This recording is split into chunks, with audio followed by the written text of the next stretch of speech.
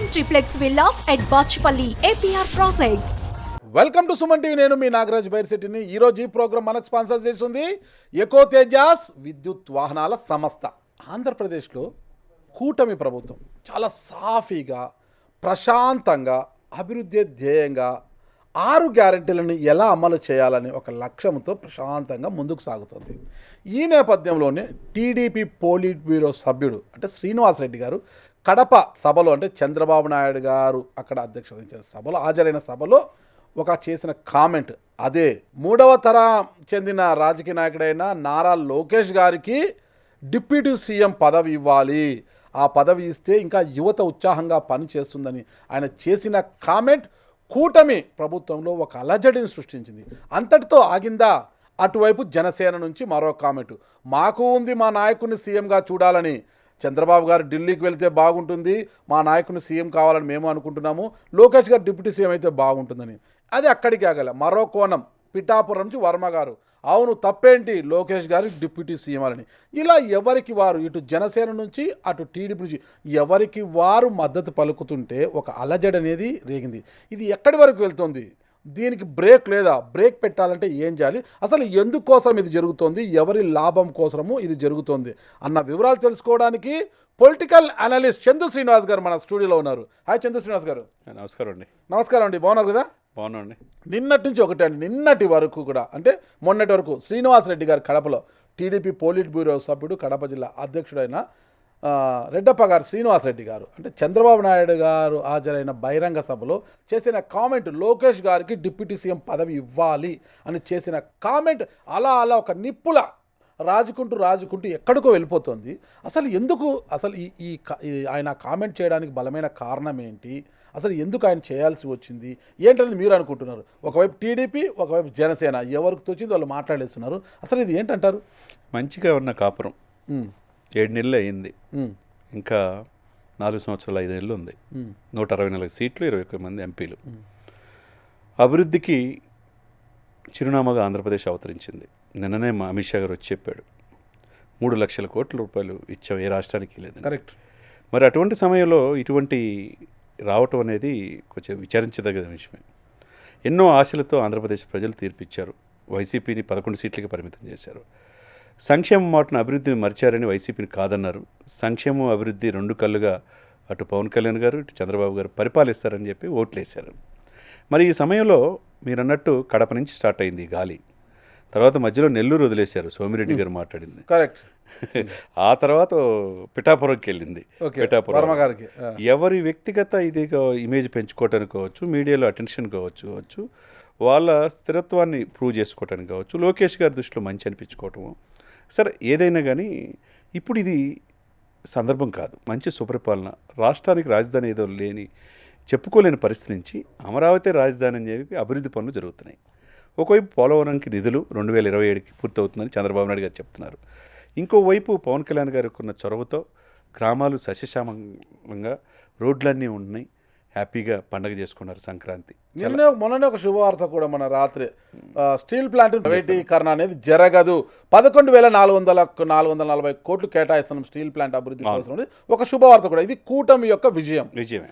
ఈ విజయోత్సవాలు ఇవన్నీ ఇంకా ఈ ఆనందం చల్లారక ముందు ఈ అలజడి ఎందుకంటారు అసలుకి? ఇది ఇక్కడ ఏంటంటే ఒక్కొక్కల ఇదిని అంటే తన ఫేమ్లో రావటానికి కావచ్చు, తను కొంతమంది దృష్టిలో మంచి పేరు తెచ్చుకోవడానికి కావచ్చు, లేకపోతే తన స్కిన్ తను కాపాడుకోవటం కావచ్చు, వాళ్ళ ఉనికి కోసం ఇట్లా చేస్తున్నారు తప్పితే వాళ్ళు నిజమైన శ్రేయోభిలాషులు కాదు. ఈ మధ్యనే ఒక పత్రిక అధిపతి 2 రోజులు ఒక ఎపిసోడ్స్ ఇచ్చాడు. మరి ఆయన మంచి కోసం చేశాడు, చెడు కోసం చేశాడంటే ఎందుకోసం చేశాడు, ఎవరి ప్రాపకం కోసం చేశాడు ఇక్కడ అనేది ఇటీవల ఆయన కొంత చెడు కోసమే చేస్తున్నట్టుగా కనిపిస్తుంది. అది వాళ్ళు కూడా ఆలోచించుకున్నారు. కాబట్టి వాళ్ళు ఎవరు శ్రేయోభిలాషులు, ఎవరు మనం మంచి కోరుకునే వాళ్ళు అనేది చంద్రబాబు నాయుడు గారు అంత అమాయకుడేం కాదు. 4.5 దశాబ్దాల సుదీర్ఘమైన రాజకీయ అనుభవం. మీరు చెప్పినట్టు కుప్పను ఒక రోల్ మోడల్గా చేసి 8 సార్లు ఎమ్మెల్యే అయ్యాడు, 14.5 సంవత్సరాలు సీఎం చేసిన వ్యక్తి. అతను క్లారిటీగా ఉన్నాడు. తర్వాత ఏ అనుభవం లేని వ్యక్తి 21 సీట్లకు 21 గెలిపించి 100% స్ట్రైక్ రేట్తో ఆయన క్లారిటీగా ఉన్నాడు. అంటే వీళ్ళిద్దరే కదా బీజేపీతో కలవడానికి కారణమైంది పవన్ కళ్యాణ్ గారు తెలియదు. వాళ్ళిద్దరూ చాలా ఇదిగా ఉన్నారు. ఇంకొకటి లోకేష్ గారు చాలా క్లారిటీగా, వీళ్ళు ముగ్గురు అభివృద్ధి పరమావధిగా ఆంధ్రప్రదేశ్ వైపు పనిచేస్తున్న ఈ సమయంలో అనవసరంగా వైసీపీకి అవకాశం ఇచ్చినట్టు కాదా అంతే నాగరాజు కదా. గారు? వీళ్ళు మంటలు రేపు రాజుకుంటూ వీళ్ళ మధ్య మంటలు రాజుకుంటుంటే వైసీపీ పక్కన చలి కాచుకోవాలని చూస్తుంది. ఈ కామెంట్స్ కూటమి ప్రభుత్వం ఎప్పుడెప్పుడు కూలిపోతే తమకు అనుకూలంగా వస్తుందని వైసీపీ ఎదురు చూస్తుంది అక్కడ. ఎవరి ఆలోచన వాళ్ళది. అంతే కదా. అంతే కదా, వాళ్ళకి అవకాశం ఇచ్చినట్టే కదా. ఇంకొక వ్యక్తి ఆ పార్టీ అంతకుముందు గతంలో వైసీపీ నుంచి వచ్చి ఎలక్షన్ ముందు టీడీపీలో చేరిన ఆ వ్యక్తి అయితే 21 సీట్లు ఓడించాలి జనసేన అని చెప్పిన ఆ వ్యక్తి ఇప్పుడు లోకేష్ గారు డిప్యూటీ సీఎం కావాలని కోరుకుంటున్నాడు. మరి ఇది ఏ హోదాలో మాట్లాడుతున్నారు వీళ్ళంతా? ఎవరు అంటే టీడీపీకి తెలిసే మాట్లాడుతున్నారా, లేకపోతే వీళ్ళు వ్యక్తిగత ఇది కోసం మాట్లాడుతున్నారు అనేది అధిష్టానం పిలవాలి. ఇది టీడీపీ చంద్రబాబు నాయుడు గారు కావచ్చు. ఇప్పుడు ఇది చిలికి గాలివానగా మారి అవతల వాళ్ళకి అవకాశం ఇచ్చినట్టు ఉండకూడదు. నిన్నటి నుంచి ఇలా జరుగుతుంటే ఇక్కడ కూటమిలోని పెద్దలు ఎవరైనా చంద్రబాబు నాయుడు గారు కావచ్చు, నారా లోకేష్ కావచ్చు, పవన్ కళ్యాణ్ గారు ముఖ్యంగా ఆడ చర్యలు తీసుకోవాల్సింది చంద్రబాబు నాయుడు గారు టీడీపీ నుంచి, జనసేన నుంచి పవన్ కళ్యాణ్ గారు, ఇక బీజేపీ నుంచి యాక్చువల్గా పురంధేశ్వర్ గారు. వాళ్ళ ఇదైతే ఎక్కడ లేదు, ఇక్కడ వాళ్ళ ప్రస్తావన ఎక్కడ లేదు. వాళ్ళు సైలెంట్గా కామ్గా ఉండిపోయారు వాళ్ళు.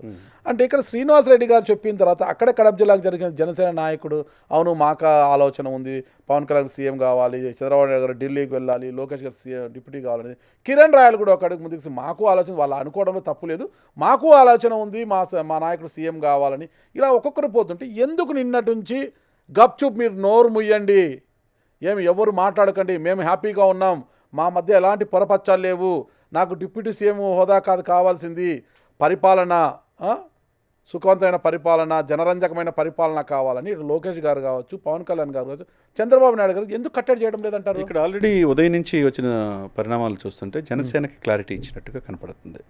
వాళ్ళు ఎవరైతే అధికార ప్రతినిధులు కావచ్చు, వీర మహిళలు కావచ్చు, మీరు మీడియాలో మాట్లాడొద్దు, ఏదైనా ఉంటే డిప్యూటీ సీఎం గారు మాట్లాడతారని చెప్పినట్టుగా క్లారిటీ అర్థమవుతుంది.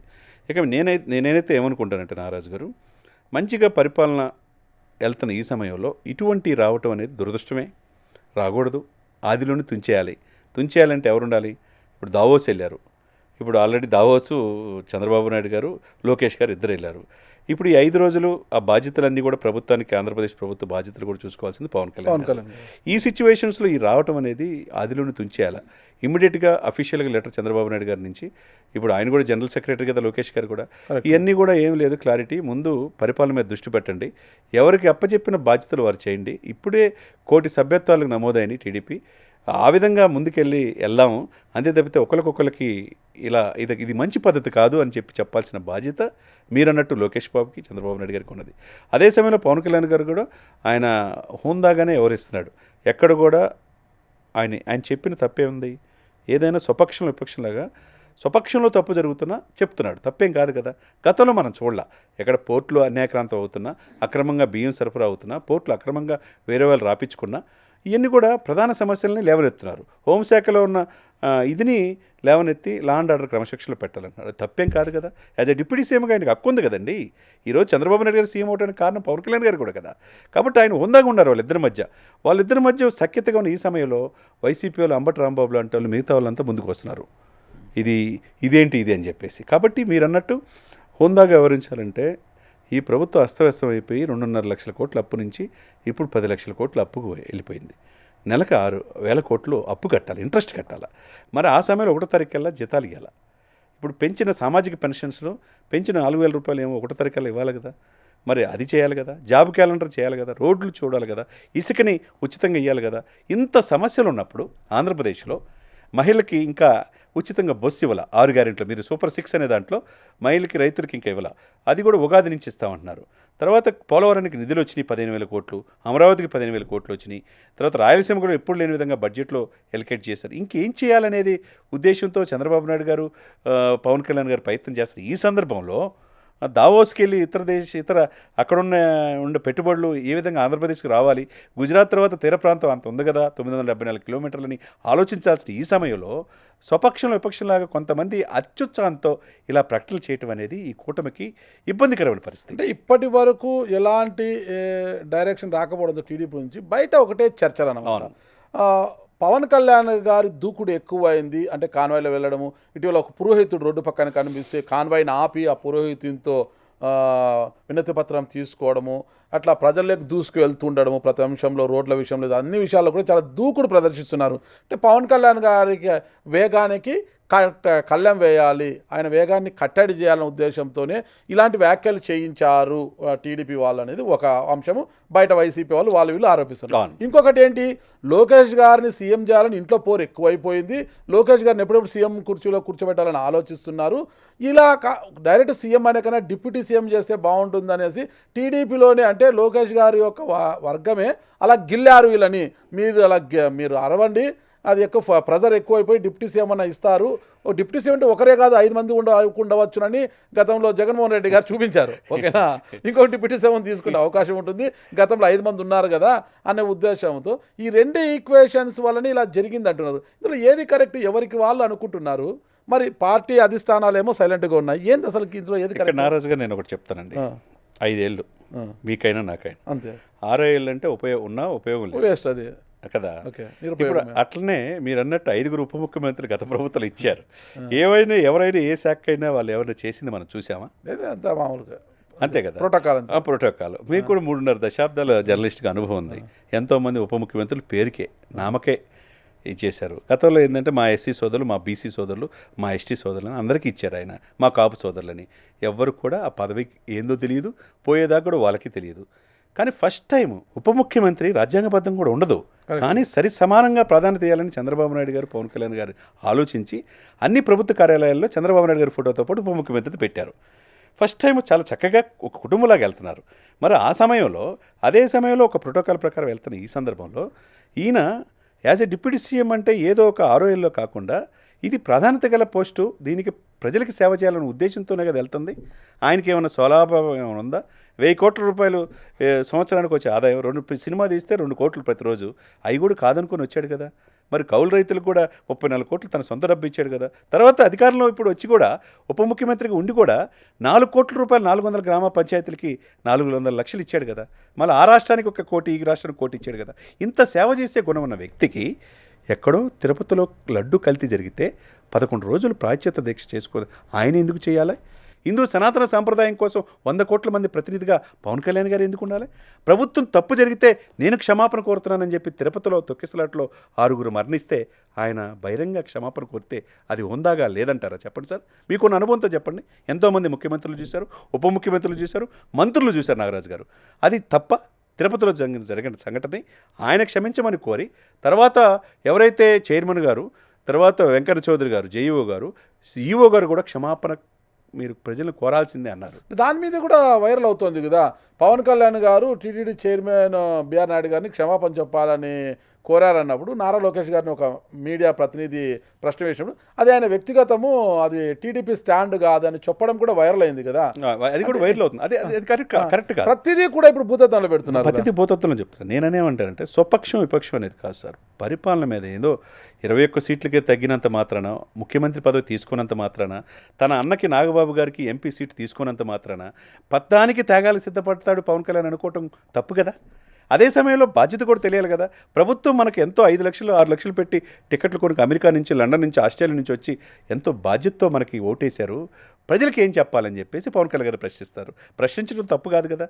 ఇప్పుడు తిరుమలలో పరమ పవిత్రమైన ప్లేస్లో తొక్కిసలాట్ల 50 సంవత్సరాలు ఎప్పుడు జరిగింది, ఎందుకు జరిగింది? అది అడుగుతున్నాడు. అది అడగటం వీళ్ళకి ఇబ్బందిగా ఉంది. కొంతమందికి ఇబ్బందిగా ఉన్న వాళ్ళు ఈ మాటలు, ఈ ప్రచారాలు చేస్తున్నారు. ఇది ప్రాధాన్యత పెరిగిపోతుంది, ఇక్కడ ఎక్కడో చోట పవన్ కళ్యాణ్ కట్ చేయాలి. పవన్ కళ్యాణ్ కట్ చేసేది ఎవరు సార్? దేశ రాజకీయాల్లో శాసించే స్థాయిలో ఈయన పవన్ గారు తుఫాన్ అని చెప్పి మోదీ గారు అంటుంటే, మహారాష్ట్ర ఎలక్షన్లో 100% స్ట్రైక్ రేట్ చూసి రేపు ఢిల్లీ ఎలక్షన్స్లో, బీహార్లో బీజేపీ వాళ్ళు ఆయన్ని తీసుకెళ్తుంటే ఆయన ఎక్కడ తక్కువ చేస్తారు సార్? ఎంతోమంది ఆయన్ని గడప దాటిని ఎమ్మెల్యే అవుతాడు చూస్తా ఉన్నారు. వాళ్ళ ఇంటి గడప దాటలేని పరిస్థితిలో వాళ్ళు ఉన్నారు. ఆయన 21 సీట్లు గెలిపించుకొని దేశ రాజకీయాల్లో ఒక రోల్ మోడల్గా అవతరించాడు. మరి అట్లా ఉండకూడదా? పరిపాలన మీద పట్టు ఆయనకు వద్దా? మరి అది కూడా ఇబ్బంది అంతే. అట్లా ఇక్కడ చంద్రబాబు నాయుడు గారికి చాలా క్లారిటీ ఉంది సార్. పవన్ కళ్యాణ్ గారు ఏంటో, పవన్ కళ్యాణ్ గారి చిత్తశుద్ధి ఏంటో, లోకేష్ గారికి క్లారిటీ ఉంది. ఈ సిచ్యువేషన్లో వీళ్ళ ముగ్గురు మధ్య చలిగోచుకోవాలని చూసే వాళ్ళకి ఎక్కడ మీరు అన్నట్టు ఇది ఆదిలోనే తుంచేయాల. మేమంతా ఒకటి. ఇప్పుడు లోకేష్ గారు మెప్పు పొందాలని టీడీపీ నాయకులు, పవన్ కళ్యాణ్ గారు మెప్పు పొందాలని జన సైనికులు ఆరాటంతో చేసే కామెంట్స్ని ఆదిలోనే వాళ్ళు కట్టడి చేయాల్సి వస్తుంది. ఆంధ్రప్రదేశ్లో అన్ని వ్యవస్థలు నిర్వీర్యమైపోయినాయి. వలస వెళ్ళిపోయారు.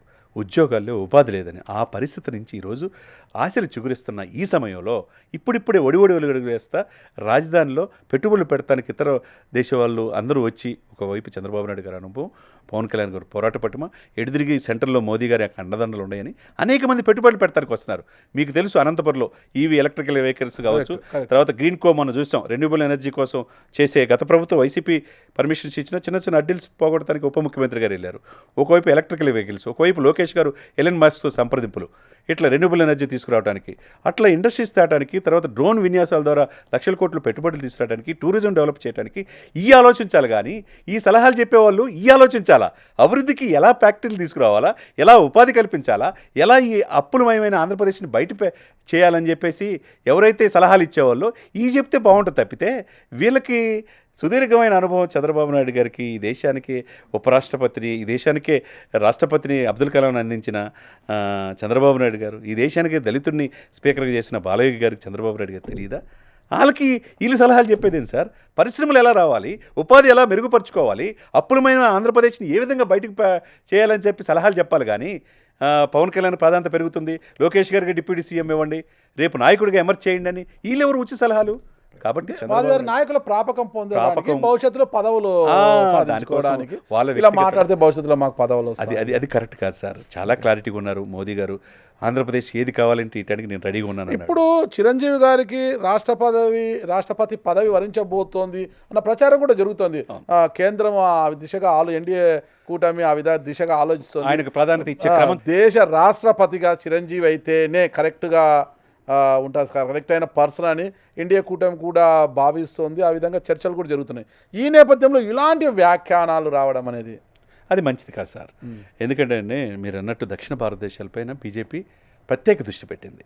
ఎందుకంటే యూపీలో కొద్ది దెబ్బ తగిలింది, మహారాష్ట్రలో కొద్ది దెబ్బ తగిలితే ఎంపీ ఎలక్షన్స్లో, అసెంబ్లీకి వచ్చేది కవర్ అయిపోయింది. ఇప్పుడు దక్షిణ భారతదేశంలో ముఖ్యంగా ఆంధ్రప్రదేశ్, తెలంగాణ, తమిళనాడు మీద పూర్తి దృష్టి పెట్టారు. మరి దక్షిణ భారతదేశంలో ఒకప్పుడు పివి నరసింహరావు బహుభాష కవిదులు, ఆ తర్వాత అంత ఎమర్జెన్సీ లీడరు ఎన్టీ రామారావు, తర్వాత పివి నరసింహరావు, తర్వాత ఎవరున్నారు? చంద్రబాబు నాయుడు గారు అప్పుడు కనపడారు. ఆ తర్వాత బీజేపీ అత్యంత నమ్మకంగా ఎవరిని చూస్తున్నారు? పవన్ కళ్యాణ్ గారు చూస్తున్నారు. ఆ తర్వాత నాన్ కాంట్రవర్షియల్ వ్యక్తి, అజాత శత్రువు, ఇండస్ట్రీలో ఒక పెద్ద బిగ్ బాస్ లాగా ఉన్నాడు కాబట్టి చిరంజీవి గారు. మరి కిషన్ రెడ్డి గారు సంక్రాంతి సంబరాల్లో మోదీ గారు ఏమైనా నాయకుడా ఆయన్ని పక్కన పెట్టుకోవడానికి? మరి వాళ్ళు బీజేపీకి అవసరం అని చెప్పి ప్రాధాన్యత క్రమంలో ఇస్తున్నారు. ఆ డిజర్వ్డ్. ఆయన రాష్ట్రపతికి ఏమైనా అర్హత లేదా? ఉపరాష్ట్రపతికి వెంకయ్య నాయుడు గారు అర్హత ఉన్నప్పుడు రాష్ట్రపతి చిరంజీవి గారికి లేదా? చెప్పండి. పునాదురాల నుంచి ఆయన ఎదిగిన తీరు మనం ఎవరు కాదనలేదు కదా సార్. ఎంతోమంది స్వయం కృషితో ఎదిగిన వ్యక్తి కదా. కాబట్టి చిరంజీవి గారికి ఏం ప్రాధాన్యత ఇవ్వాలా, ఏ పోస్ట్ చేయాలనేది బీజేపీ చూసుకునే ఈ సమయం. తర్వాత నాగబాబు గారు ఏది చేయాలని చంద్రబాబు నాయుడు గారు, పవన్ కళ్యాణ్ గారు నిర్ణయించుకున్నారు. అక్కడ రాజ్యసభ కోల్పోయాడు కాబట్టి, అనకాపల్లి పోటీ చేయలేదు కాబట్టి, ఆడ ఎంపీగా పోటీ చేయలేదు, సాక్రిఫైస్ చేశాడు కాబట్టి, అక్కడ అన్నా తమ్ముడు అని కాదు, పార్టీ కోసం అధికారులు రావడానికి, కూటమికి ఓటు మెర్చి అవ్వటానికి, అటు జనసేనది టీడీపీకి, ఇట్లా బీజేపీకి వెళ్తానికి కారణమైన వ్యక్తి కాబట్టి నాగబాబు గారికి ఆ విధంగా చూడాలి. అక్కడ అన్నా తమ్ముడా, అక్కడ ఆయనకి ఆ ప్రాధాన్యత అనేది ఇక్కడ చూడకూడదు. అంటే ప్రాధాన్యత అనేది మనం అడిగితే వచ్చేది కాదు సార్. ఇంట్లో ఉన్న మీకు నాగరాజు గారికి ఒక పదవి రావాలంటే వస్తుంది మీరు చేసిన కృషి బట్టి, మీరు చేసిన త్యాగాన్ని బట్టి, అంతేగాని కోరుకుంటే వచ్చేది కాదు కదా సార్.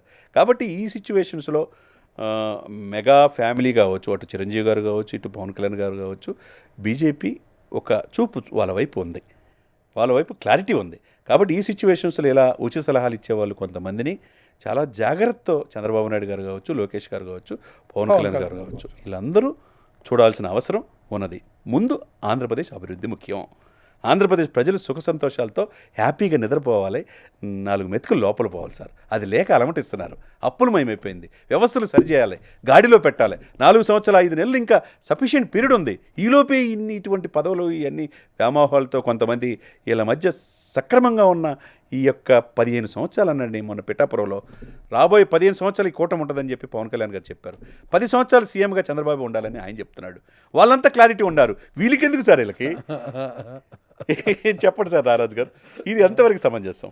ఆటలో అరటిపండులు అంటారు అంతే కదా. వీళ్ళ కొద్దిగా వాళ్ళ మనసులో కట్టడి చేయాల్సిన అవసరము ఆయా పార్టీ అధినేతలపై ఉంది. చూద్దాం మరి ఆ పార్టీ అధినేతలు ఎంతవరకు యాక్షన్ తీసుకుంటారు, వీరి ఓవర్ యాక్షన్కి వాళ్ళ రియాక్షన్ ఎలా ఉండబోతుంది. థ్యాంక్ యూ శ్రీనివాస్ గారు, నమస్తే అండి. నమస్తే.